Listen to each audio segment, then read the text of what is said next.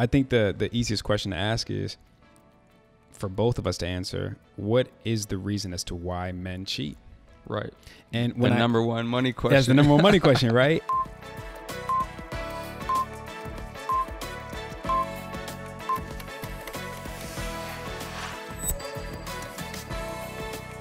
What's up, guys? Welcome back to the episode of Who Can Relate. Today, I have a very special guest who actually reached out to me to come on the movement, and it meant a lot to me. So I'm excited to bring him to you guys. So allow me to introduce Mr. Don Benjamin. My guy. What's good, bro? Thank you for having me, man. Of course, man. Again, I appreciate the reach out.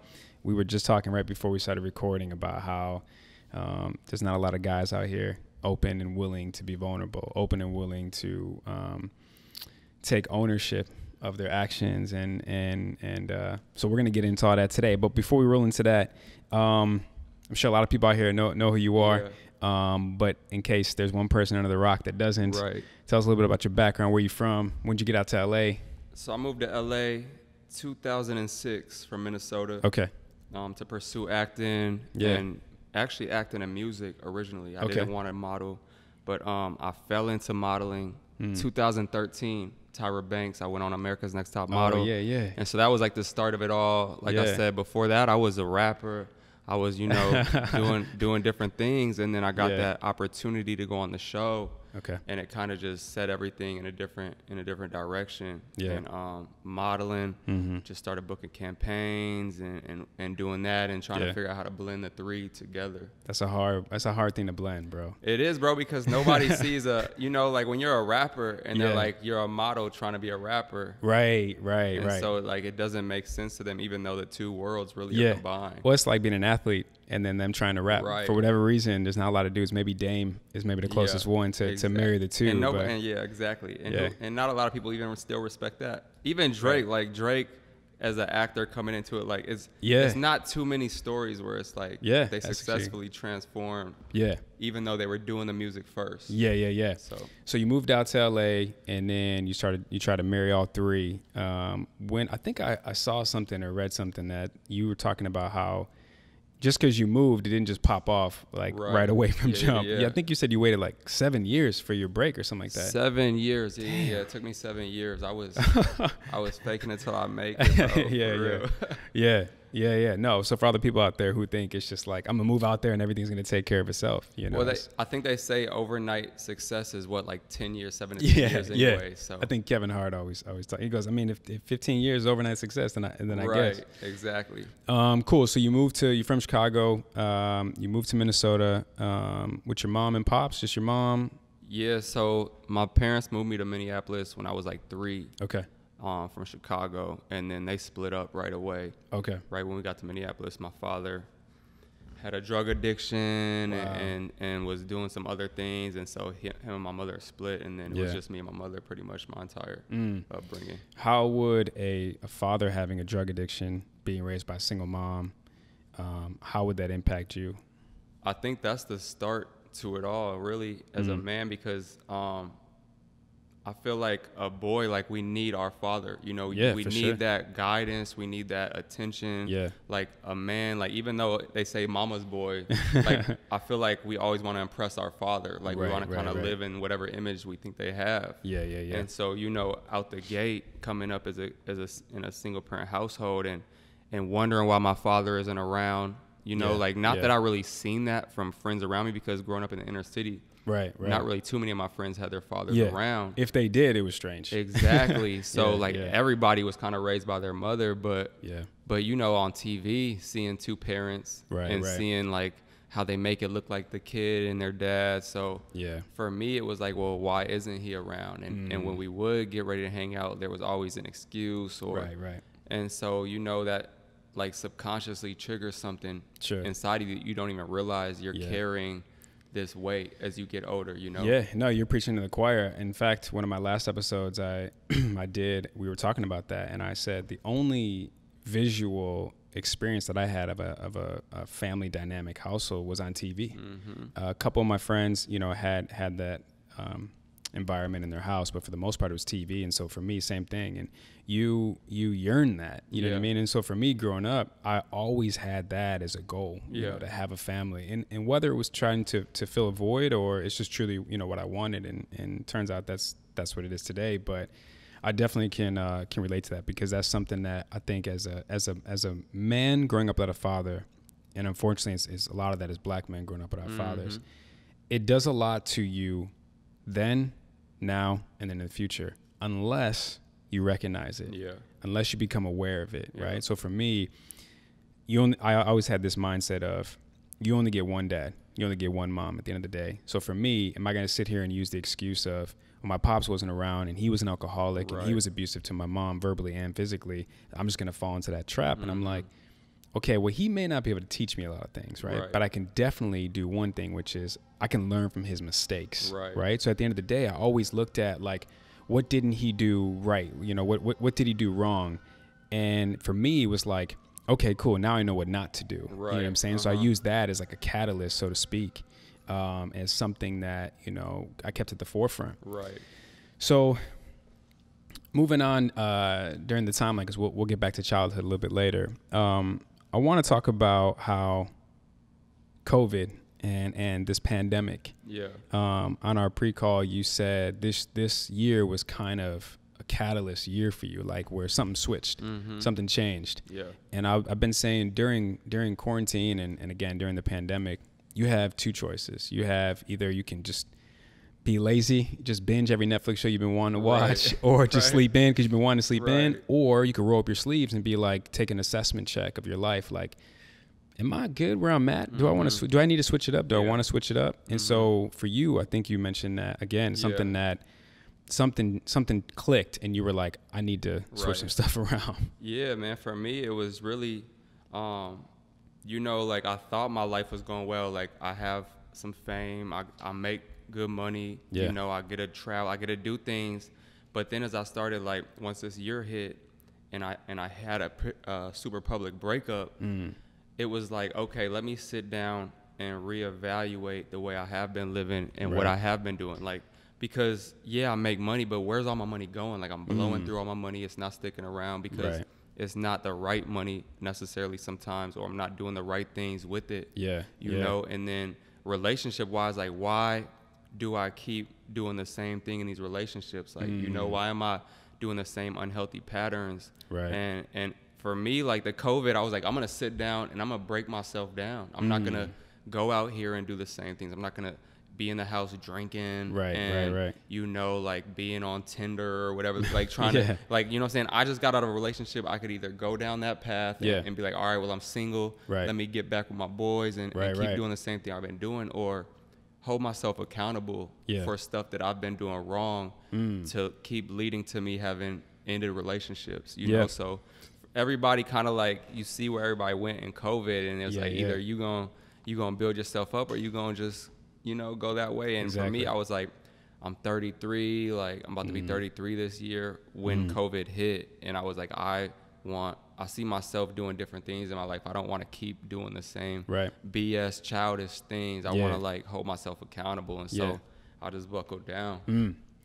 So that leads me to talk about something that I think a lot of men and women may at first, when they hear the statement, be surprised. But then when I break it down and you and I break it down, maybe they can relate to it. I personally believe that men change for one of two reasons. One is money. The other is women.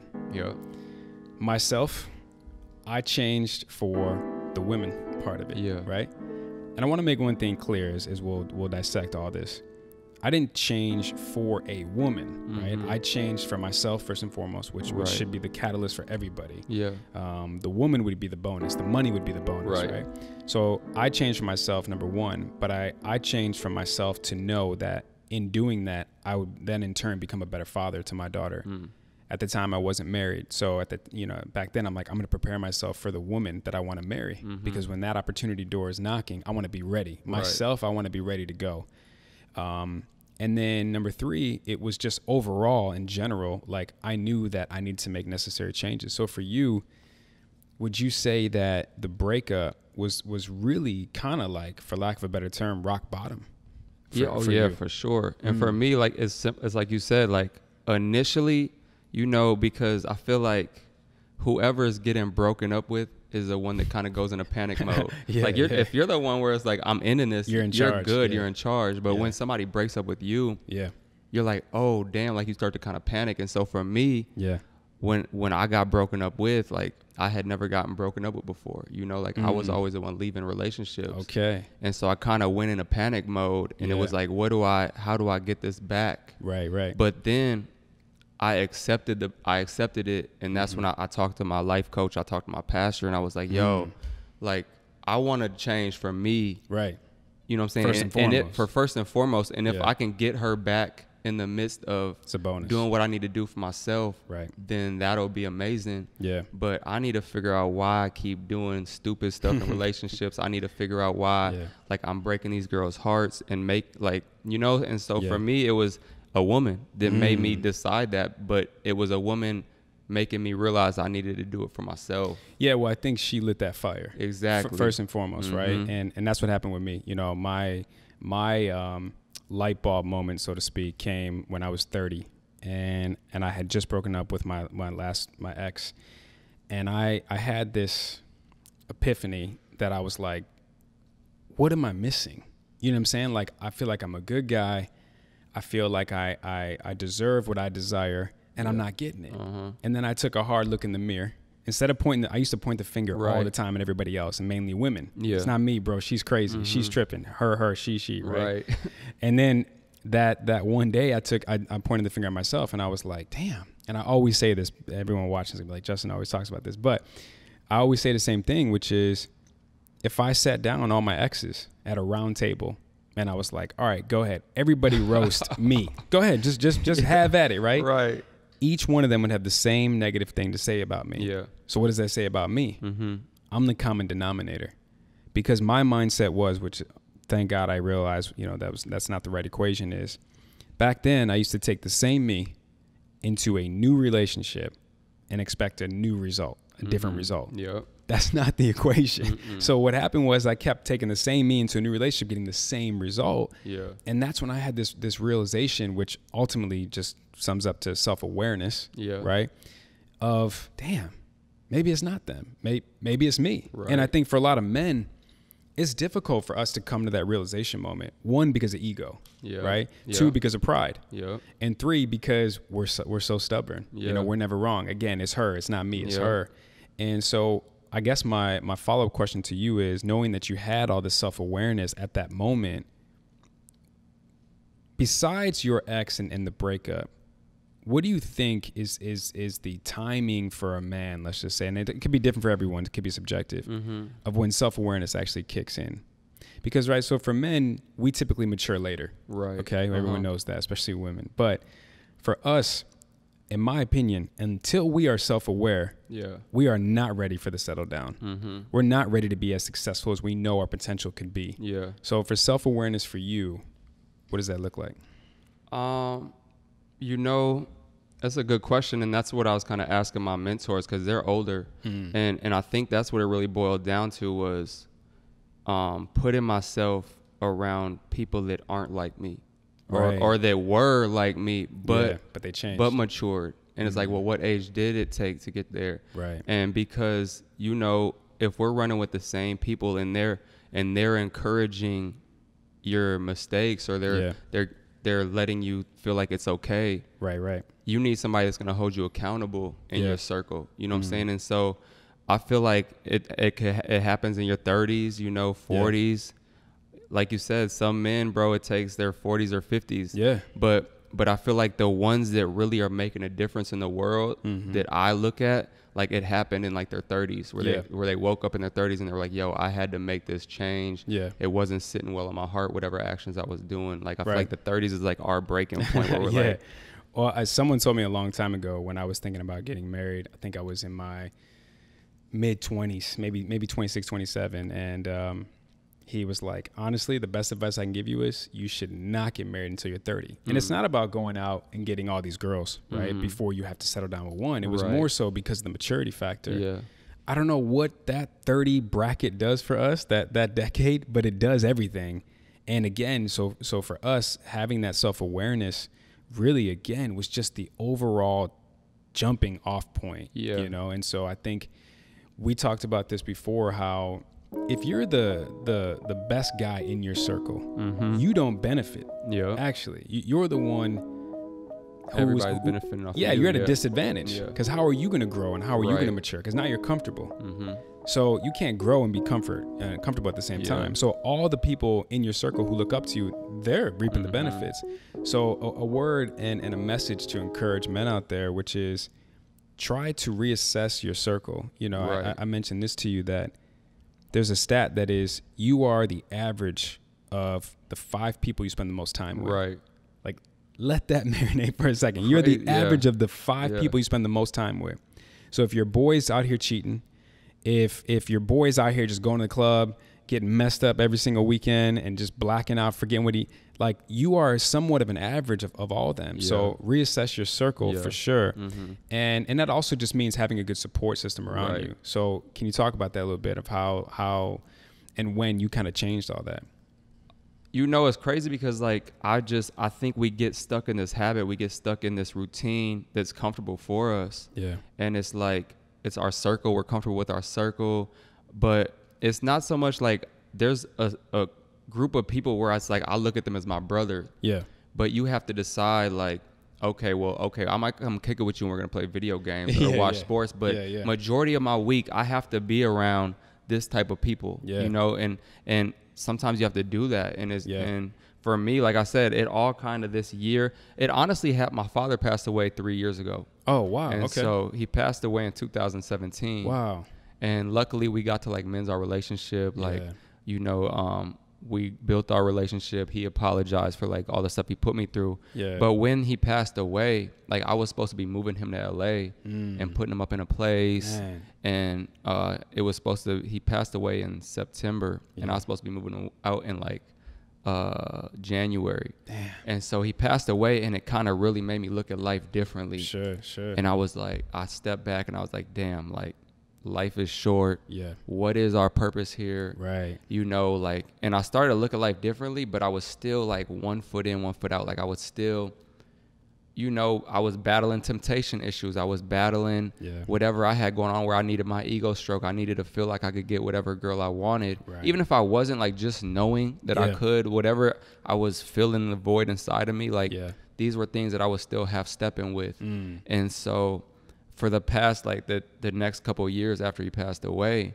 I was still 1 foot in, 1 foot out of trying to find my real purpose in life, but still doing the same things I was doing. Yeah. And so, like I said, this year, when the breakup hit, I had that choice to keep half stepping or really, like, just go all in. Or taking a full step back. Exactly. Take that full step back and really be like, dog, like, why? Like, why do so many men in the world say, as long as you're a good dude and you're nice and you come home and take care of your family and hold it down, you can have something on the side, or you could do this, that. Like, why do so many men claim that's cool? And then, you know, we go in this same route where it's like, and we try to tell ourselves that lie. Right. And so that was the main issue I was dealing with, was, like, temptation battles, right? Like, luckily I never followed addiction like my father. Right. But I had a different kind of addiction. But I had a different kind of addiction. I was addicted to, you know, the attention, the knowing I could get whatever I wanted or whatever the case. Yeah. And so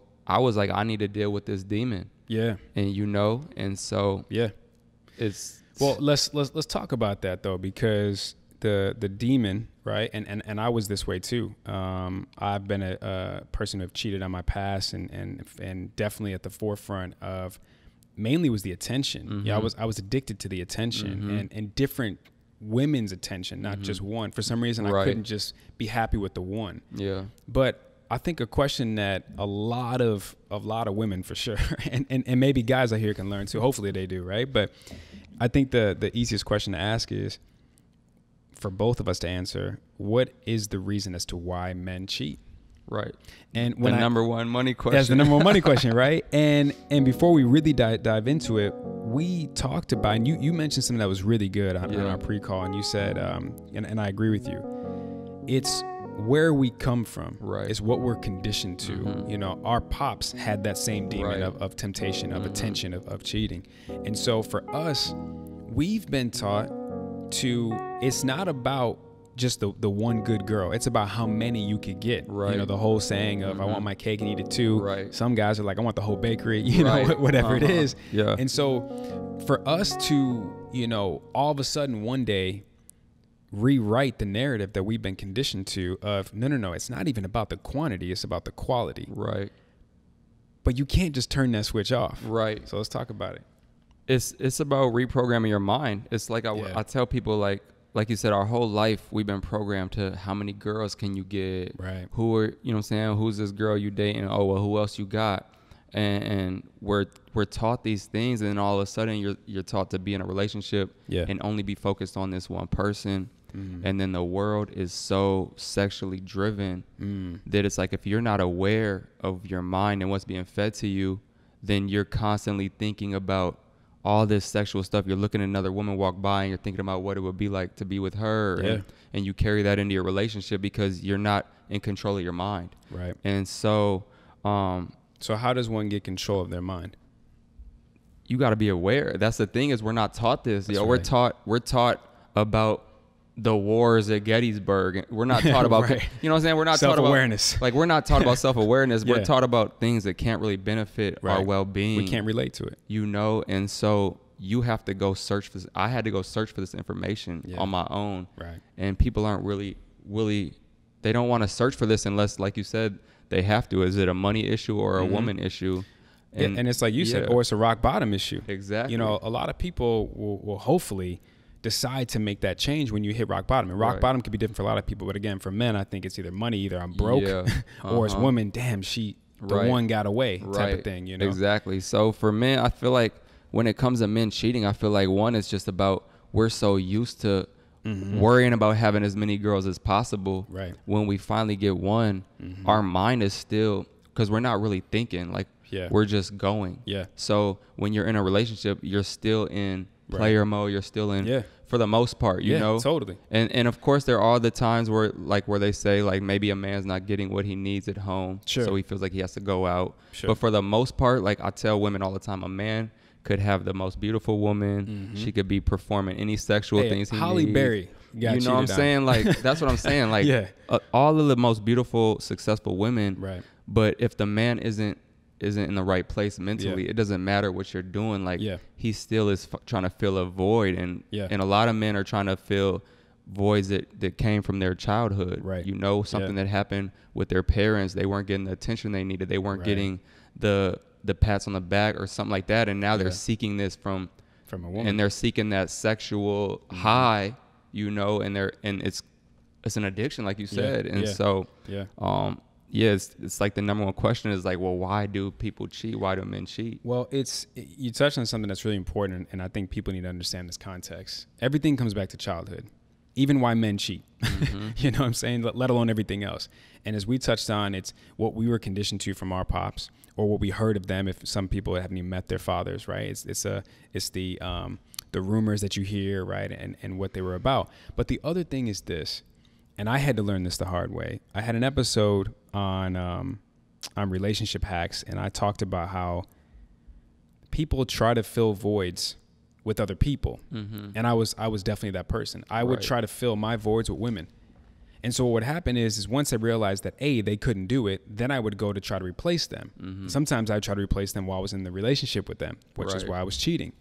And then I had this like come to Jesus moment, thankfully, with my therapist, and he was telling me only you can complete you. And when he broke it down, I'm like, what do you mean? He goes, think about it. Like, what is it going to take to make you happy? Right. And I had a hard time answering that question. And then finally, when I started to break it down, he was like, what does your wife have to do with any of the things you just mentioned? And I'm like, oh, okay. Okay. So now I realize, bless her heart, no matter how much she tries to do something I'm asking her to do, it's not going to last ultimately, because I'm going to get bored, or I'm going to realize that you're not doing it the way I need it or want it to happen. So therefore, for everyone out there needs to understand, only you can complete you. That is no one's responsibility. That's not their job. That's on you. But the only way you're going to know how to complete you, again, is we tie it back to self-awareness. So if you're not self-aware, you don't know what your voids are. Right. You don't know what you're missing. You don't know what you still have triggers and patterns from your childhood that you need to be fixed now, today. But again, only you can do that. But I think another reason, like you said too, you touched on how men, it's all subjective as to why men cheat, but for me, I think the number one thing is boredom. But it's like you said too, we've been so taught and conditioned to it's quantity over quality, right? Yeah. So after a couple months, or maybe if you last a couple years, you get bored and then you step out.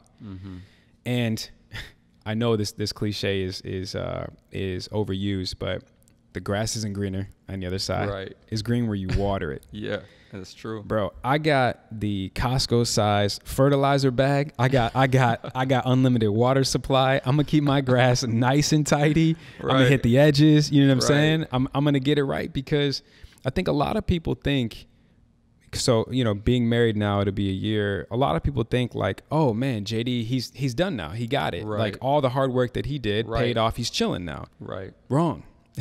Like the work, there's a different kind of work though when you're married, right? Because now I'm committed to you. I said vows. Right. I said vows in front of your parents. I said vows in front of my people. You know what I'm saying? So it's a different level of respect. It's a different level of accountability and dependability and loyalty. You know what I'm saying? And also for me, I'm trying to be the one to break the chain in my family. Like I'm not trying to be another man who cheats in my family. Right. I'm not trying to be another man who is a liar. You know what I'm saying? Or who, like my dad was, I'll be at your game and then wouldn't show up. Right. You know what I'm saying? So, and we touched on that, on our pre-call, and you were saying as well, because it's a lineage thing, like we keep talking about. So what is the breaking the chain moment, and when you came to that realization, what does that feel like, and what does that mean to you? I mean, I proposed in front of the world, like, you know what I'm saying? A straight public proposal, you know what I'm saying? And then to go and mess up, that for me, it's like, well, damn, what, like, why? You know what I'm saying? Like, if I say, like, that's the thing, is we say we love somebody or respect somebody, but as men, it's like when you're living, like when you don't think cheating is that bad, or you think that you can flirt or just talk to somebody, like any emotional level of cheating. Like it may not even be physical, but emotional, which is worse. Exactly. Emotional, like whatever it is. Yeah. Like what is it that's driving this? And so for me, it was like, yo, like why do I need to do this? Like, what am I gaining from this? And so for me, it was really just like taking a look at myself and being like, what is it inside of me that's making me get this high from other women, making me think that I could sleep with them or talk to them, or that they like me in some way. Sure. And so it's just about really being aware of yourself. And like I said, like we're so programmed. And so really everything, whether it's success, whether it's relationships, whether it's like whatever it is, it's all programmed in our mind. Stems from somewhere. And so the key just to everything is being aware of what's coming into your mind and blocking it and putting in what you want in your mind. So like I said, I read a lot of books like Devon Franklin. I read the Truth About Men. I read Every Man's Battle, talking about how we don't even realize just the small things of like unfollowing certain people on social media, or not, if you see something come on TV, and like kind of like turning your head because there's so much sexual stuff just being thrown at us that as a man, it's like, how am I not gonna? It's all right in front of us. It's like, and it's easily accessible. And it's like, yo, there's a million, especially in LA or being an entertainer or a model, there's a million beautiful women, but it's like, what am I getting? Okay, if I sleep with all 100 of these beautiful women and I have one good, beautiful woman at home, what am I getting from messing with all of those women? Like, what is that doing for me? You know what I'm saying? For sure. And that's a choice though, that you have to make it at the end of the day. And until you can make that choice, I think, or until the choice is made for you, which it sounds like it was for you, right? The breakup happened. Exactly. It was rock bottom. And it's just, like I said, man, it's just like, what is it that's going to make you want to change your mindset? The same, like you said, are you going to be dead broke? Are you about to go bankrupt? Are you losing your house, your job? Are you going to wake up and realize that you create your life? Like the book you gave me, the Secret. The Magic. The Magic from The Secret. Yeah. You know what I'm saying? Like these are things, bro, that we need to be taught in school, is we can control our outcome by what we let in our mind and our head. And so for sure, whether it's relationships or business, like these are things that we need to be working on. And I'm blessed. Like I tell people all the time, like as much as it hurt me the beginning of the year, like when I broke up and when I was sick, it was what I needed. You know what I'm saying? Like I'm sure it's what you needed to really reach that level of really, you can call yourself a man now. Right. You know what I'm saying? I really can walk in a room and be confident and be like, yo, I'm a real man. Like I'm not hiding anything in the closet. Like I've dealt with my demons. I'm still working with them. It's not nothing that you just do and then stop working on. It never ends. But once you're aware of it, it becomes a new habit, and you're like. Well, I think the other thing to take away from a situation like, you know, you said you hit rock bottom is, number one, it can't get worse than that. Facts. Okay. First and foremost. And should you ever have temptation down the road, should you ever have that addiction feeling that kind of comes back, now you know, because you can take what you thought was a loss. It's actually a lesson. You can take that lesson and then apply it to today and be like, okay, because of my mistakes in the past, now I know how to fix this before I can prevent it before it even happens, right? And that's someone who is mature. That's someone, again, who understands that this is a choice I have to make, right? At the end of the day, because no one's going to make this for me. No one's out here living for Don. No one's out here living for me. You know what I mean? So for us to have that consciousness is so important. And I think a good follow-up question, again, and this is me trying to predict what the women watching, you know, will want to know is, can men be faithful? Is my first question. And my follow-up question is, do they deserve a second chance? Right. And I think men can be faithful. I know they can be faithful because some of my mentors are proof. And I feel like men deserve a second chance if they're willing to put that work in on themselves first. Okay. You know, like a lot of women will stick around with a man who's constantly cheating, constantly doing them wrong. And they say, I'm going to work on it, or they say this and that, but they don't really put the work, because nobody really knows the work that it takes to do you said, self-healing. Well, I always say this too. I said this to my wife early on in our relationship. I said, I want my actions to speak so loud you don't even hear my words. Forget all the talking, because anybody can talk, and I definitely can talk. That's why I got this show. Right. But I was like, I want my actions to be so memorable, you don't even remember what I said. If someone was like, what did Justin tell you? She's like, I don't know, but he showed me this. That's what I would rather have you respond with. And that's key. I feel like that's the biggest point, is action, because we could talk circles around anybody all day, but if your actions aren't carrying more weight than your words, then it's just a repeated process. And it's like, because it's so easy to slip up. Like, and to revert back to your old ways. It's easy to revert back to your own ways if you're not changing everything about situations that can lead you there. You know what I'm saying? Like, what are you doing to change? Like, you know, okay, well, you did this to me in my relationship. If somebody cheated, what put you in that position to cheat? How are you going to make sure you don't fall back in that same position again? Right. You know, so I think that's the key is, of course, people could change no matter what. It's do they want to change? Do they want to put the work in? So let's say you're in your situation, right? And let's say you're trying to get a second chance. And let's say there's a guy out there, or many guys out there who have cheated, and they're trying to get a second chance. My question is, because everyone deserves a second chance, but how is it going to be that a woman now can gain her trust back? If a guy cheats, right? Because at the end of the day, the idea is fun. And what you want and what will bring you joy might not be the same thing. She may want to have that guy back, but it may not be what the result may not be what she internally wants. And more importantly, what maybe she internally needs. A lot of times I think when people cheat and then they try to go back and the woman or man tries to take them back, they have to remember one simple thing. Again, actions are going to speak louder than words. So there's two other things. There's two things. And the other one is, people will show you who they are. Yeah. It's up to you whether or not you want to believe them. Mm-hmm. So if someone cheats and they're trying to get back, those actions need to be consistent. Mm-hmm. They need to be true, and they need to be able to be memorable, able to be maintained, right? Yeah. So another way to look at it too is for a woman, she's going to need some transparency. Yeah. She's going to need some check-ins, maybe more than usual. Yeah. And for a lot of guys, I know, because I've been the one who's cheated and I've tried to get back, and I don't have patience. Right. So I'm like, in my head, I have unrealistic expectations. Right. First of all, those unrealistic expectations are, we're going to get back and everything's going to be cool on my timeline. Mm-hmm. Wrong. Guys, don't do that out there, okay? It's her timeline. This is her world. We are now living in it because we messed up.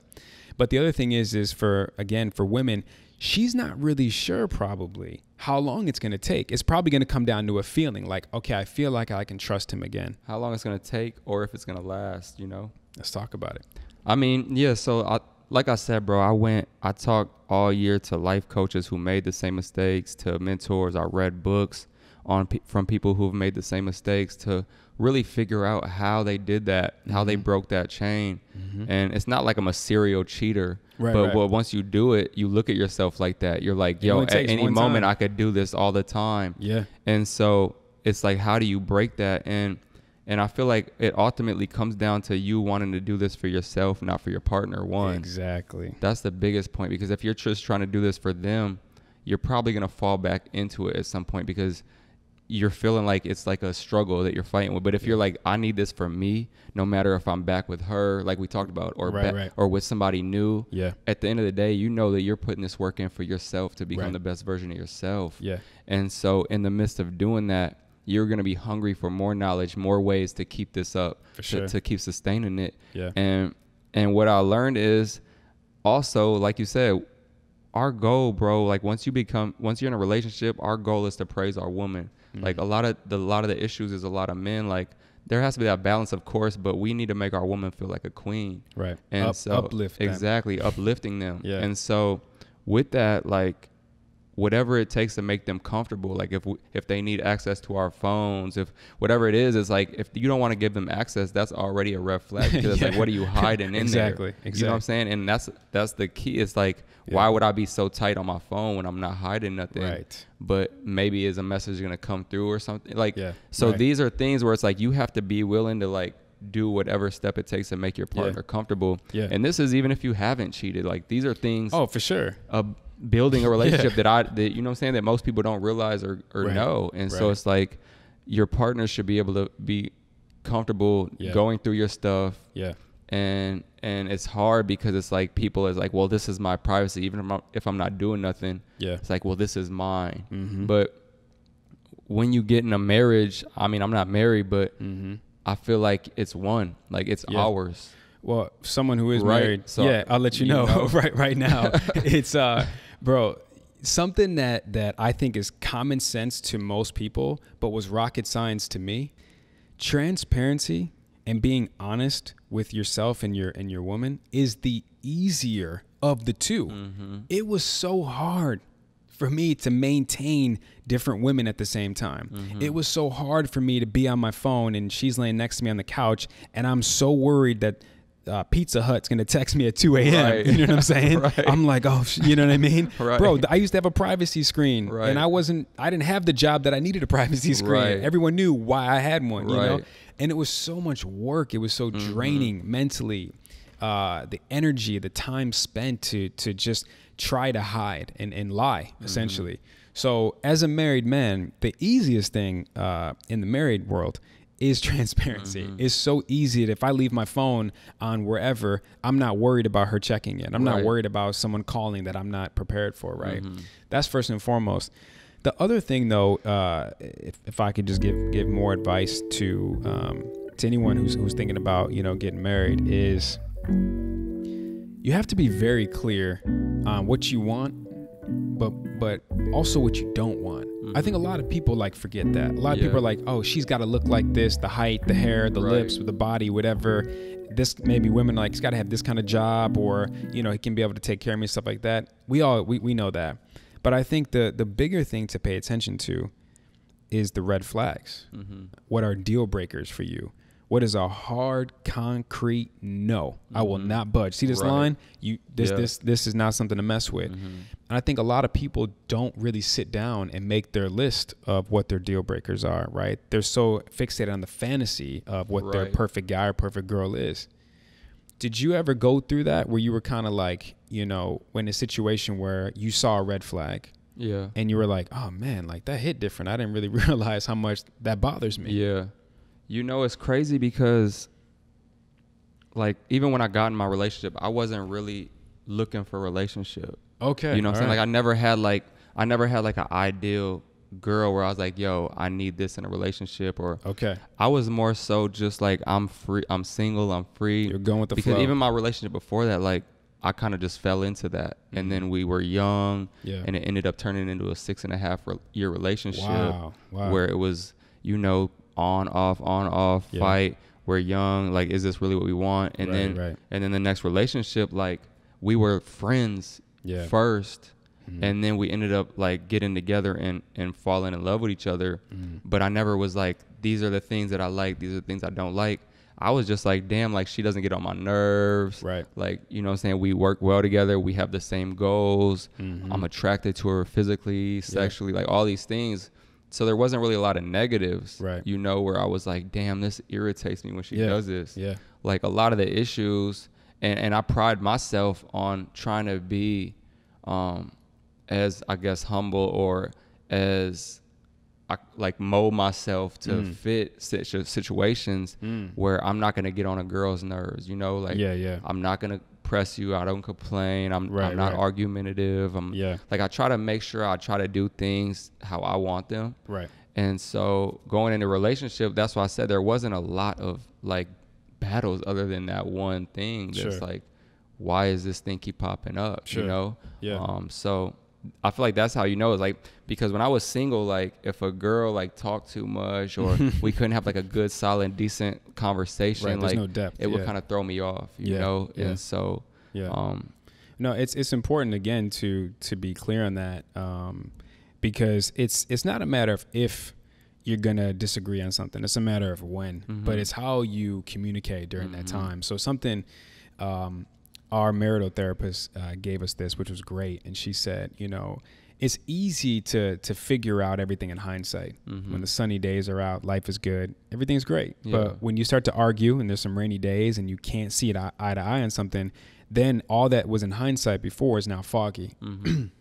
Excuse me. And you can't really figure out what's going on. And so she gave us this piece of advice. And she said, when you are at your best in your relationship, sit down, make a list of how you want to be talked to in an argument, how you want and feel you need to be communicated with during an argument, because that's when you want to sit down, because now you're clear. Now you have all the hindsight. So now we get into an argument, I can go grab that list and be like, you mentioned that you want to be talked to, like, you know, like, you know what I'm saying? And she can't argue with that, but he can't argue with that. It's like, these are your words. It's just my handwriting, you know? So that really helped out, because again, I used to always, I used to be quick to pull the plug on my relationship. I'm done.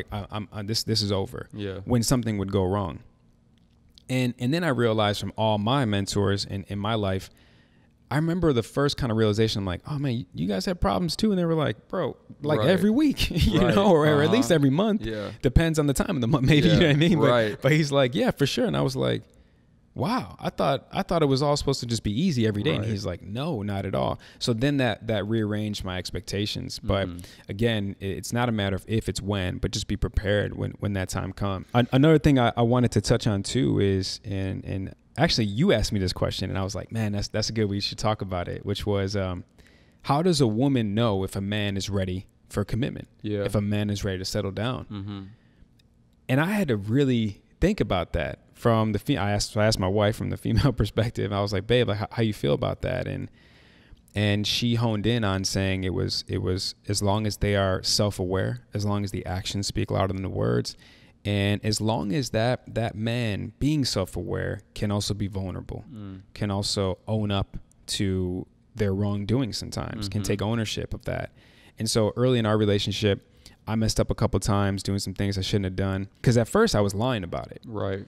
It wasn't anything crazy, but it was still wrong. It was disrespectful. And at first I was lying, and my old manipulator self would kind of creep in. Yeah. And I was like, whoa, I can't do that with this one. Right. So I was honest with her, and I said, the truth is, I guess now that I realize, I've been lying with these white lies since I was a kid. Right.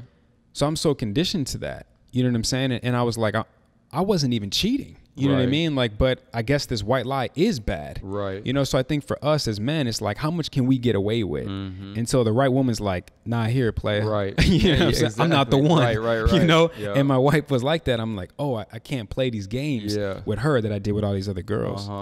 So I think to ask the question again, for women who are ready to settle down, looking for a man, what is it that they're looking for? And what, maybe the better question is, what should they be looking for? Right. And I think that's the biggest one, bro, is self-awareness. Like, because a lot of us, we're moving in motion, and we're just doing the same thing over and over, but we're not self-aware. Yeah. And we're just looking for a good time. Right. Or we're looking for a woman. I feel like a lot of men are just looking for a woman that's going to let them do whatever they want to do. When really they need to be looking for a man that's going to like come to a balance with them and be like, okay, what can I do to make you feel as comfortable as possible? Right. Not what are you going to make me do to feel as comfortable as possible? I feel like that's the one thing I've learned is everything in life is you have to be selfless and just think about the other person. And in that, it's going to make them want to be more selfless. And that's how you get that true bounce back, because a lot of times it's like, well, going into it, it's like, what am I going to get from this? Yeah. What is she doing for me? Is she cooking for me? Is she, are we making love every night? But when you start to think about what's going to make them happy, I feel like that's when you start to get that real bounce back, because she's like, damn, he's doing so much for me. I want to do more for him. Yeah. And I feel like that's what you need. That's what a lot of women need to look for in a man. Yeah. Is someone that's more selfless. Yeah. And in a successful relationship, let alone marriage, you have to compromise is definitely the word I would say too. But yeah, for sure. It's to answer, if there's any woman out there looking for Mr. Right and to settle down, it's got to be someone who is self-aware. It's got to be someone who can take ownership of their actions. It's got to be someone who can be selfless and is willing to compromise. But it's got to be someone that you can communicate with. Communication, for sure. It's hard to communicate, period. But there's better ones out there that you can communicate with. Yeah. You know what I'm saying? But that comes, in order to have a good level of communication and relationship, it's someone who can be vulnerable with you. And I think for me, one of the biggest things that I realized in my relationship when I knew my wife was the one was when I knew I can confide in her, when I knew I could be vulnerable with her. Because I have a hard time trusting people. Yeah. I have abandonment issues from childhood. Yeah. And I think especially a lot of black men have abandonment issues. So women out there, like, not that this is an excuse, but it's a reason. You know what I'm saying? Like, we have abandonment issues. So for me, I was always afraid that my girl at the time and then now my wife in this relationship, there were so many times where I would feel like they would leave me. And so I didn't want to be vulnerable. And I had to have control of the situation, because I was like, if this doesn't work out, I need to be the one that calls it. I need to be the one that ends it, because I can't face abandonment again. Right. So I think a lot of men out there struggle with that, maybe unknowingly. Yeah. That's part of the reason why we can't be vulnerable, especially with women, because it's that trigger, that pattern from childhood. I think, and it's crazy because there's not a lot of like black men that are willing to seek therapy or counseling. And I feel like more needed, it's not like it's kind of frowned upon coming up, but they're like, yeah, I'm good. It's not cool. I don't need that. Exactly. Yeah. But realistically, like, it helps you so much target whatever that issue is, you know what I'm saying? And being able to speak to somebody from the outside that can cast no judgment on you, but they're a professional and they actually know how to do this. Yeah. And then you can kind of, once you get that information, you're like, damn. Yeah. That's what I have been fighting with. Yeah. Then you can kind of go from there and see what you need to do to work around it. So I think that's like a big thing. It's dope, like how you said you guys do like marriage therapy or whatever. Like I feel like that's a key element. Like even if you're in a relationship and you're a year or 2 or 3 years in, you know, like to take these things and be able to talk to somebody, and I feel like will help elevate the communication levels. For sure. Because even like you said, the small thing where it's like, I don't like this in arguments. Yeah. Like that's, bro, like you don't want to be in an argument and then feel like you can't speak your real opinion. That's the worst. Or it's like, I'm just going to bite my tongue. Yeah. You know, you want to be able to actually speak and let somebody know, like, I don't like when you say this to me, or I don't like how you come at me like this. Yep. You know, I feel like you need that in a relationship. And it's also funny because everybody wants everything the easy way. And people look at a relationship where it's like, oh, it's easy because now I just have one person, and, you know, but realistically it's work. It's like you're going into a work situation because you have to constantly think about somebody else's feelings, right. their well-being, like all the time. So a relationship is work, but anything in life worth having, you know what I'm saying, is going to be work. Right. And so once you realize that, I feel like you're like, okay, am I willing to put the work in, or do I just want to live free forever and do whatever I want, but nothing good is going to come of that? Right. You know? Yeah. You said something that is so interesting, and I'll try to add to it is, black people don't go to therapy, let alone black men. But a lot of people, especially men, have a hard time going to therapy because of the pride. Again, back to the ego. Because we don't think we're the problem half the time. So we're like, what you want me to go to therapy for? Like, it's not me, it's you, first and foremost, right? But vulnerability is not the cool thing to do, right, for men. But vulnerability, it's because we think it's weak. We think showing emotion is weak, right? We think being sensitive is weak. But vulnerability is not a sign of weakness. It's the path to victory. The only way you're going to get your wife, the only way you're going to get your girl back, or whatever you're trying to obtain, is through vulnerability. If you can't be vulnerable with your girl, she's going to have a hard time trusting you. She's going to have a hard time communicating to you. She's going to have a hard time getting the, you know what, babe, you're right, I'm sorry, my bad. She's never going to get that from you, because you don't ever think you're wrong, because you can't be vulnerable enough. You can't check the pride and the ego at the door. And so for guys out there, like, I promise you, vulnerability is dope. I'll put it to you like this. Vulnerability is sexy. It is, bro. and it shows a real strength, because like you said, it takes strength to be vulnerable, because you have to break through all of that stuff that we're taught not to break through. So once you do it, you feel like literally, like you feel like you're on top of the world. Like, yo, I can be my true self. I don't got to like put this front on, like, you know, it's crazy how good you feel when you actually become vulnerable. And the reason why vulnerability is sexy, more specifically, is because the woman knows he did all that work to get to the vulnerable part that and stage that he's in his life. Like, oh, cool. Because guess what? To all the women out there, that's half the battle. Like, you're welcome. If I show up at your door and I'm already cool being vulnerable, sensitive, I'm in tune with my feelings, I can articulate my emotions, I made it easy for both of us, especially though for you, right? And that's something that I had to learn. Thankfully, my wife had the patience for me to figure that out on my own, because only we can come up with that, by the way. I want to go back to the second chance part, and I want to really break down, because we hit on it a little bit, but I really want to break down how, if there's a guy out there who's trying to get his woman back, or a girl trying to get her man back, and if it doesn't work, I want to talk about that for a second, because I've done that in the past, and because it didn't work, or it didn't work on the timeline that I had laid out, I reverted back to my old ways. And I was like, see, I'm damned if I do, I'm damned if I don't. You know what I'm saying? And so for me, now I realized, and my therapist hit me with this too, and he was like, you're always 1 foot out the door. And I was like, no, I'm not. And he was like, I'm not asking, I'm telling you. I've known you for 12 years. You are always 1 foot out the door. And I was like, you're right. And I said, it's because I'm afraid of wasting my time. I'm afraid of committing for 6 years or 5 years or however many years. I'm afraid to do that, because what if it doesn't work? And he said, but let me explain something to you from a win-win standpoint.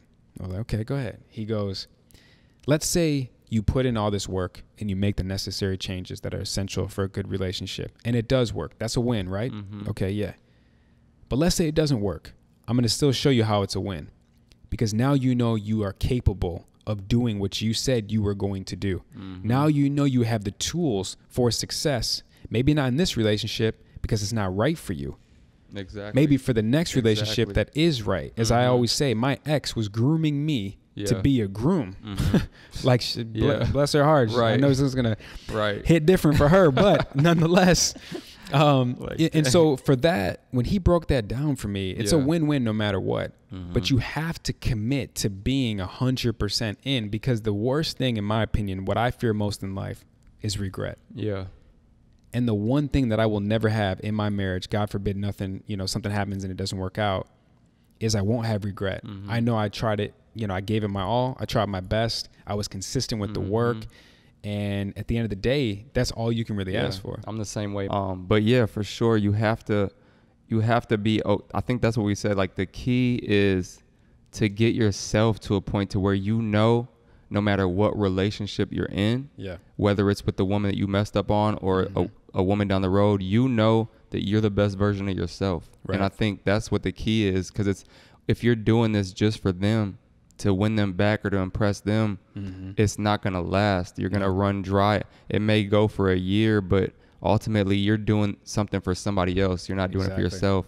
And that's with everything in life. You have to focus on doing what you're going to do to become the best version of yourself. And it's not easy. No. It's not like you're going to wake up and just all of a sudden be this perfect human. It's a battle. But once you start to overcome these things and you start to gain control of it, you start to feel more powerful. Right. You start to feel more happy. And at the end of the day, if you guys are trying for a year or 2 years and she wakes up and she's like, I just can't do this, I still don't trust you. Right. You know that when you come out of this, the next woman is going to be able to fully trust you 100% because you're not about no BS. Right. And I think that's really the key to it all, is like, for sure. Look, I love you. I realize I messed up. So I'm willing to show you with actions and not words. Right. But if you just cannot get over it and the trust just never comes back, I know that I did this for myself. Right. And that's the most powerful thing. And that's the beauty of it, right then and there, because now you know that you're good. And again, maybe this situation isn't for you. The saying is, if it no longer serves you, you got to let it go. And sometimes that's the hardest thing to do, is to let it go. But in the long run, it'll be the best decision you could have made. But the other thing is you have to be very clear on setting intentions with yourself, but then also in that relationship that you're trying back with. Because if the expectation is off and the intentions are off, it's not going to last. Yeah. You're already uphill battle, right? Yeah. Trying to get back after someone, someone messed up. So it's already going to be, a slippery slope. You're already going to be against the odds. But if you can go in with the right intention and communicate that intention to that partner, and then also go in with the expectations, and with the expectation part, let the woman set the expectations, because again, because of we messed up, the ball now is in her court. I'm going off of your timeline. I'm here for the long haul. Transparency, no problem. Here's the password. Right. Where am I going? I'll let you know as soon as, you know what I mean? Right. So there's got to be that communication and that intention to help manage the expectations. So I know you said you're doing all this work, especially with this year, but this is work for the long haul. This is, you just enrolled in life's program. This is Life University. It's not like 2020 University. What are some of the things that you're going to lock in a concrete way to sustain this change, to break the chain and the lineage curse? It's crazy because I talk about like purpose and finding purpose. And for me, like, I always, like, in my mind, purpose was, I want to be a big actor, or I want to be a successful entertainer. But the real purpose, bro, is being able to help other people overcome their struggles in life. You know what I'm saying? And I feel like when all this happened, I found my purpose. Because one, like, when people see an attractive male, they're like, oh, he's a pretty boy, he's a playboy, he's conceited, all these misconceptions, when really, like, we can be that staple that really help guide men, because a lot of men are looking to us like, what's he wearing, how's he moving, how's he treating the women in his life, and we don't even realize it because we get so caught up in living out the title they've put on us. And so for me, I'm like, like, I'm moving in purpose, and it feels good because I've been able to, like, change people's mindset, change men's mindset now. And like how you're doing, like, when I seen you, I was like, damn, like, this is an attractive dude, you know what I'm saying? He seems like he's doing his thing, but he's talking about his wife. He's proud of his marriage. He's talking about these things, about faithfulness and moving in the right direction. Yeah. And bro, I don't see a lot of that. Like, you don't see a lot of that. Like, most attractive males that you see online are, they have a few girls around them. You know what I'm saying? They're these playboys or whatever. And so for me, it's like, we need more of what you're doing in the world. We need more of the Tony Gaskins, the Devon Franklins. And so for me, I'm excited to be doing these things and growing every day, because I realize the world needs more of it, especially in the time right now. So the work that I'm putting in is not even so much work, but it's, you know, when you find your passion and you love it. When you hit that groove. Yeah, it's like, so it's not even really work for me. It's, I'm learning. I'm excited to get up and read a new book today. I'm excited to, you know, if it's like a new pattern now, to where if I'm on Instagram looking through quotes and sports and I see some thirst trap and pull up in the girl in her bikini, I can look and be like, oh, okay, like, she's a beautiful woman, but what would I gain if I sat here and looked at her picture all day, and started visualizing me sleeping with this girl? Next, get back to on course. You know, like, these are things that I'm excited about, that a lot of men could use, because there's a lot of men that are so caught up in that web of deception, you know what I mean? Yeah, for sure. And so that, like, it's not even so much work for me. It's just, I'm in my, like you said, I'm in my stride right now. That's how I know it's real. Yeah. What you just said. Because when I hit that groove, it became so natural to me. And I became obsessed with the work. One of my boys hit me with this one time, and I was like, whoa. He said, when the work works, watch how addicted you become to that. Because if I was addicted to a lot of other stuff, watch how addicting it becomes. And we talked about this. You know, I use the analogy of if you're at the gym, you're trying to get some quarantine weight off you. You know what I'm saying? And you start to see you're losing weight. And you're like, ooh, I'm going back next week. I'm gonna take more classes. You know what I mean? So you become obsessed with that. It's the same thing with self-work.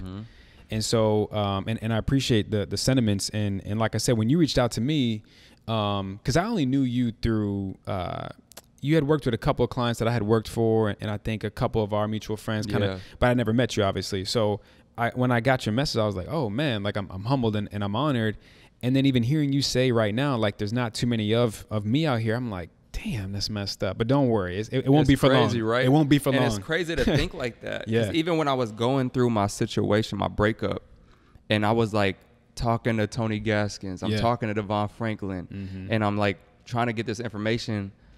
All of the dudes around that are so, bro, let's go to Vegas, let's do it. You know what I'm saying? And I'm like, because you don't realize that when you're in it, you're like, yeah, maybe we could hit Vegas. Or, But when you pull yourself out and then you take a look around and you're like, how many men are actually moving in that light, bro? It's sad that it's not that many. Yeah, but like I said, I mean, I when I found my life purpose, which is helping people, and this all came about, I take full responsibility into being the representative for men out here who want to make a change. Because people listen to this and or watch this, some guys out here, this may not be for them. The dudes that trying to go to Vegas, for sure, this ain't for them. And that's okay. Do you think a lot of, and it's timing too, you know, like I always have people in my ear trying to like give me a little bit of advice, knowledge, here's a book, but you have to be ready. Like, you know what I'm saying? Like, no matter how much, if your mom, your boys, like, no matter how much somebody tries to tell you, like, bro, you need to walk this straight and narrow, until you hit that wall where you're like, I need to do this for me. It don't matter. So, yeah, like you said, it's not for everybody. But that's okay, because there's a lot of podcasts, there's a lot of shows out here that you can watch that aren't about this. And it might pop up. Somebody might stumble on this 3 years from now when they're really ready, and be like, damn, I seen that 3 years ago, but now I could really feel it. You know, and that's the beautiful thing about you doing stuff like this, is somebody's gonna stumble upon this in a couple years, and when they really need it, when they're hungry for it, that's the goal. And they're gonna be like, oh, thank you. Yeah, that's the goal. Because like I said in the about me video that I put out, because I felt like I needed to set intentions for this whole show. I need to let people know what to expect. And you're going to get someone who's of a man who's a proud father and a proud husband, but I'm also okay to be vulnerable. I'm okay to articulate my emotions and my feelings. I'm definitely okay to talk about my mistakes, because it helped me, and I'm sure other people out there can relate to it. That's why the show is called Who Can Relate. And I felt like it was so important for me to let people know you're not alone. And that's why it's important for me to have people on as a guest to let them also know, because we all come from different backgrounds. We all got our own stuff going on. But for people to see someone like your position, where outsider looking in, if someone were to stumble across your Instagram, they're like, oh man, Don's doing it. Like, you know what I mean? He's chilling. He lives in LA. Life is great. And then you're over here like, yo, I just had my stuff just completely wrecked. You know what I'm saying? Like, I'm trying to rebuild. Like, you have no idea. So for people to see you on here being vulnerable, it's going to help out so many. One of the last topics that I want to touch on is self-care, is self-love. And it's funny because I have this quote that I always use, which is self-love isn't selfish, it's important.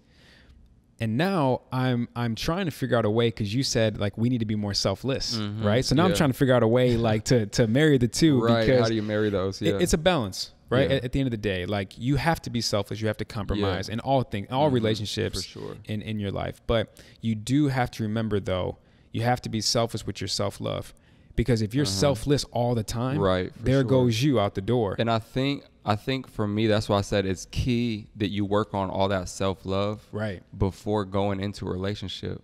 Because if you don't have all of that to give, you're not going to be whole. But if you've got yourself to a point to where you love yourself, you're happy with yourself, you know the things that you've had to overcome.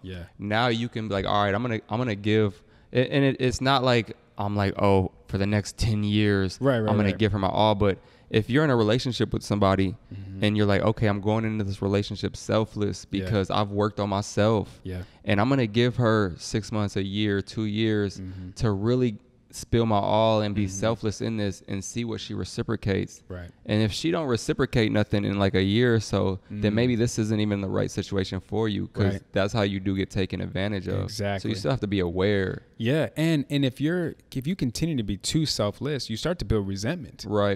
And there's a great quote that says, don't say yes to me if that means saying no to you. You know, like I always tell my wife, who's a very selfless person, like, babe, don't say yes to me if it means turning down something you truly want to do, because you're going to build resentment. Because now, let's say we'll take a restaurant, for example, and I'm like, I want to go here. And she's like, I kind of want to go here. I'm like, come on, babe, let's just do it my way. She's already going to have some type of resentment. She's going to be sitting at the dinner table like, it's all right, you know, this food's okay, you know, but my spot would have been better. But I always let you choose, exactly. Let alone some real stuff, whether it's, you know, kids or a home or a financial move, you know what I mean? So you have to be careful with being selfless, because the last thing you want is to build resentment.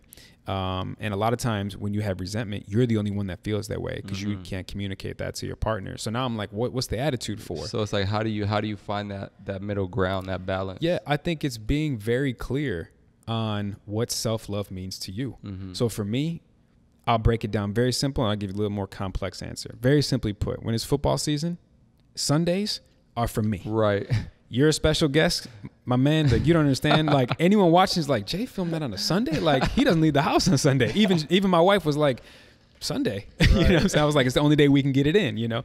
So for me, for sure, it's football Sundays. See, Vikings playing the evening, so I was like, oh, you were chilling. Hey, the Bears played Thursday, so I was like, I'm good. I was good. This is the perfect Sunday. But on a more complex thing, you know, I definitely have to have my me time when it comes to being better for myself. So like if I'm reading a book, I'm going to be selfish with the time, babe. Now I'm going to read this book, right? Or, hey, I'm going to go on this run, you know, or, hey, I'm going to do this guy's night because I need to step away. I need to just, you know, break the monotony. And so for me, it's being very clear on what self-love means to me. She's very clear on what self-love means to her. So that way, that expectation is there. What does self-love mean? I think with the selflessness, I think it more so just means being thoughtful in a situation. You know, not like everything is them, but when you go into a situation, it's like thinking first. And it's like, okay, if I'm on my way home from work and I'm riding past a little store, I can stop and grab some flowers. Or if I'm online buying some shoes for myself, I can buy her some shoes without expecting something back. If we're, you know what I'm saying, if I'm supposed to do something with the fellas this weekend and I know she's been wanting to go like somewhere, I can set that day aside and do something with her. and then in the long run hoping that she starts to see these efforts, right. And then they start to be reciprocated, you know? Yeah. And so self-love starts with that, because it's like you have to be okay with yourself and know that like you have to know that things are going to work out in the long run. Yeah. You know, if you can make sacrifices. It's a marathon, not a sprint. Exactly. So self-love is about sacrificing things that are going to benefit you in the long haul. Yeah. And a lot of times there's so many things I feel like that are unhealthy for us that we just continue to do, you know, simple dieting, drinking, like there's so many things that people don't even realize that we do that are not healthy for us. Yeah. And so it's about just taking care of yourself in all aspects. That's self-love in my mind. It's not just giving yourself daily affirmations. You know, some people will be like, well, I wake up and I tell myself I'm beautiful every day. That's not just self-love. Like, it's deeper than that. You know what I'm saying? Right. And so it's about really taking those steps. Yeah. And for me, like I said, I wrote down a checklist. Like I tell people, like, you should have a checklist. Like, are you reading? What are you eating? Like, what are you letting in your body? What are you letting in your mind? Who are you around? Like, what attention are you giving? Like, all of these things, that's self-love. When you can go down a list and be like, I've checked off every box. I'm happy with myself in every category. I feel like that's self-love. Yeah, because you also have to protect your light. What you said is more or less that too, because it's, you know, you're who you surround yourself with. You have to protect your light. You got to protect your energy, because it will feed off. You will feed off of that. Yeah. And so if you're around some negative energy, some drama situation, you will subconsciously or consciously take that on. So you have to be aware of that. And that's when, you know, comes to cleaning up your circle, or maybe not going out all the time, et cetera. Exactly. All right. So home stretch here. We talked about a lot. We uncovered a lot. We broke some things down.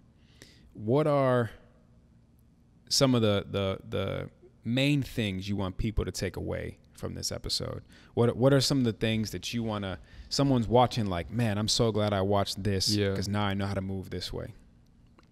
I think taking care of yourself and really taking control of your mind. If anything, if you take away one thing from this whole thing, is really gain control of your mind. Right. Because whether it's having a healthy relationship, a healthy career, being healthy, it all literally is our mind. Like, that's it. Like, once you gain control of your mind and you're aware of your thoughts, you actually start to think. And that's the biggest thing that I've learned this year is, and I've seen, is once I took control of my mind, I started moving in such a light speed. You know what I'm saying? Towards the goals that I really want. So that's, I like that. And I'll piggyback off of that. I think your mindset is everything. The more you can master your mindset, the better. But also too, for me, for people to take away is, especially for men, it's okay to be vulnerable. Vulnerability is the new sexy. I promise you. Being in tune with your feelings and your emotions is the new form of confidence in a sense. The other thing I want people to take away from this is self-awareness. You know, unless you're self-aware, all the women out there looking for a man, and they're like, men are trash, and whatever the narrative is right now in these streets. Men aren't trash. They're just not aware. They're not self-aware. And you got to be patient with us. You know what I'm saying? We're patient with a lot of stuff for them. You got to be patient with us. So I encourage men and women to work on being more self-aware, work on your deal breakers, what you want, what you don't want, what's going to work for you and what doesn't. And also too, learn from your lessons in your past. At the moment of, you know, rock bottom, and at the moments of it can't get any worse than this, those are the moments where you really need to hone in and find the lesson ASAP. Because it's there for a reason. It happened to you for a reason. And that's, we keep recycling the same things. When you don't learn, if you don't learn your lesson, you got to keep repeating that lesson. Well, I hit you with that quote, which is, I love it, is you repeat what you don't repair. And unless you can take that hard look in the mirror, you're going to keep repeating the same pattern, the same cycle that is no longer serving you, but yet you're too stubborn, too egotistical, or too prideful to make the necessary changes. So it's okay to repair every now and then. No one's perfect. You know what I'm saying? So so self-awareness is another thing too. And then also, if someone is out there trying to get back with an ex, if that's the whole narrative, if it doesn't work out, it's okay. there's a win-win in it, right? Like, don't be 1 foot out the door. There's a win-win in every scenario, as long as you control your mindset with that. Okay, cool. So this is the fun part. This is something that you weren't prepped with at all. This is the rapid fire questionnaire. There's 5 questions. So here we go. So the first question is, who is or was your role model? Who was my role model? Is currently, or maybe if it was your pops and he passed, or someone, past tense. The Rock was my role model. Okay. He was my role model. Why is he no longer? I mean, he still is one of my role models. Okay. But my new role model is actually Bob Proctor. Okay. Yeah. We talked about that. The power of the mind. Yeah. Like, it's like, I don't understand why nobody, like, a lot of people don't know about it. But yeah, The Rock was like my mentor. It still is like a goal of mine, but Bob Proctor is definitely. Okay. I like that. What's one thing people don't know about you that you'd like them to know? That I'm just a regular person. I'm just regular. I'm just another person, man, trying to make it through this life. Yeah. That's it. Yeah. I like that. What do you want to be known for when you leave this earth? So think legacy status. I want to be known for moving in purpose, for helping other people find their purpose, for helping other people wake up. Yeah. Did you come to that realization that you said when your pops passed away 3 years ago, it hit different? You were like, life is short. Yeah. Was that kind of a moment for you where you were like, I need to start moving in purpose? Yeah, for sure. Like when he passed away, I was like, we leave this earth. Like, we're just not like here. We're not here for a long time. Yeah. And so, that definitely woke me up. I definitely started looking at life differently. Yeah. Okay. Question number 4. What does your dream life look like? Dream life. Big old mansion out in the middle of nowhere. Couple kids running around. Yeah. Like 20 sports cars. That's okay. Yeah. Okay. Chilling. Question number 5, last question. What does Don admire most about Don? The main thing I admire about myself is that I'm okay with myself, and I'm okay being vulnerable and open with myself. Yeah. And I'm willing to make whatever changes I need to for myself without a question. Okay. I'm aware with myself. I guess that's the biggest thing. Yeah. Self-awareness. Exactly. and vulnerability, right? So you sum it up beautifully. This part of the show, I don't need a script for. This is where I acknowledge my guest. So when thinking about ways to acknowledge you, it was tough because I don't know you, right? But I started to get to know your story. And so for me, I saw and see a lot of my 3-4-year-old self in you today. And as I told my wife, you were going to come on, I was like, man, like, I'm proud of this dude already. I don't even know him because, number one, just for him to, for nothing else, for you just to be aware is everything. For you to be aware, you need to make changes. For you to be aware, you can't keep taking the same you into a new situation, expecting new results. For you to be aware that, damn, maybe I'm the common denominator. Maybe I do need to work on myself, right? That takes a lot for anyone, let alone a man, to come to grips with that in terms of that. So I acknowledge you for that. The other thing I will say is the effort that you're putting into this new and improved version of yourself, right? Part of this show is me trying to help people discover their higher selves. You're on that path. And words of acknowledgement, but then now words of encouragement is keep at it. Because I promise you, like, this path that you're on is the right path. It is what your purpose is. Like you said, we're not here for long. Life is short. But while we're here, we better put the work in. We better, like, you're 33, I'm 33. Right. I remember when I was 20, I'm like, 33 is old. You know what I'm saying? Like, now I'm like, now we're like, damn, I'm just getting started. Right. You know what I mean? Because that's how I feel. So again, my acknowledgement for you to be aware that you need to make some necessary changes, for you to be okay with being vulnerable with it, for you to be okay with, you might lose some people that were in your circle before, and that's okay. Yeah. Because it's about you right now, and it's about what's going to make you happy ultimately. So, again, I know we don't really know each other. This was the first time we've actually physically met, but I'm one phone call away. I'm always here if you need anything. Likewise. And I'm rooting for you, man. I'm excited for this journey you're on, because when I first got on it, I was so fixated on the finished product of myself. And one thing I learned from Kobe, actually, at his retirement speech, and he said, everyone is so fixated on the end of the road. What it's all about is the journey. Yeah. It's all about the process. So as much as you're excited to get to, you know, quote unquote, complete version of Don, best version of yourself, Don, enjoy the journey, enjoy the process, because these will be the moments you reflect back on and you're like, man, that was so dope how I went from A to B just like that. You know what I'm saying? Or that was so dope when I was able to be vulnerable with my woman or with my family or my friends, and we're now stronger and we have a better bond because of it. Right. So enjoy the journey, enjoy the process. And like I said, I'm happy for what you're on, man. So appreciate that. And congratulations on the book. Thank for you, sure. Man. My Thank Truth. You. Yes, sir. Tell the people where they can find it and maybe a little bit of the back cover of the book. What's it about? Yeah, so the book is on Amazon. It's pretty much about everything we talked about now. Yeah. Upbringing, how to break generational curses, being vulnerable, giving people my mistakes and letting them learn from my mistakes and grow from it. Yeah. And how I've gotten over them in like this new journey that I'm moving on. So, it's My Truth, giving everybody my all. And it's on Amazon, Barnes and Nobles. Yeah. And one thing, you know, when I flipped, because you gave me the book right now, I was flipping through the contents of it. And what stood out to me was a letter to my dad. Yeah. And that hit home for me, man, because as we talked about, you know, the letter, not to give a spoiler alert, but it's about you forgiving him. And that really says a lot about you, because again, when you forgive someone, it's not about the other person, it's actually about you. Exactly. So for you to do that had to have been a huge weight lifted off of you, you know, and you're at peace with it. So we'll make sure everybody gets the book. I'll make sure I include the Instagram, the website, all the above. And again, man, I appreciate you coming on. I appreciate you being comfortable being uncomfortable, maybe. Right. Right. Sure, yeah. But you're gonna help out a lot of people, and that's what it's all about. So I appreciate you, bro. Thanks for coming on. Man, for sure. Appreciate you. If you guys could relate to this in any way, or maybe if you couldn't, if you know someone who can relate to this, please like it, please subscribe, please share.